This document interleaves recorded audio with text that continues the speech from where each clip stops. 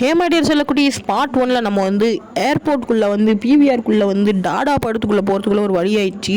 கண்டுபிடிச்சி எப்படியோ உள்ளே போய் சேர்ந்துட்டோம் இல்லையா. பார்ட் 2ல நம்ம என்ன பார்க்க போகிறோம் அப்படின்னா டாடா படத்தை பற்றி பார்க்க போகிறோம். டாடா படம் சும்மா மாதம் இருந்துச்சு, செம்மையான ஒரு ஸ்டோரிங்க. எல்லாருமே பாருங்கள். அப்படியே உங்களுக்கு வந்து பிவிஆருக்குள்ளே ரெஸ்ட் ரூம் எப்படி இருக்குன்னு சுற்றி காட்டலான்னு சொல்லிட்டு அங்கேயே வந்து ஒரு வீடியோவை எடுத்துகிட்டு இன்டர்வல் ஆகிடுச்சு. சரி என்னெல்லாம் வாங்கினேன்னு பார்த்தா ஒரு ஃபவுண்டன் மாதிரி என்னமோ வச்சுருந்தாங்க பேஸ்ட்ரியில். எனக்கு ரொம்ப பிடிச்சிருந்தது, செம்மையாக இருந்துச்சு. அப்புறம் வந்து ஒரு ஃப்ரெஞ்ச் லோஃப், சத்தியமாக இதோட ப்ரைஸ் கேட்டிங்கன்னா நெஞ்சு வழியே வந்துடும். அப்புறம் ஒரு பிளாக் ஃபாரஸ்ட், இது மூணுமே சேர்த்து 750 கிட்ட ஆயிடுச்சிங்க. எதுக்கு வாங்கினேன்னு தெரியாது, நான் ரொம்ப பசி.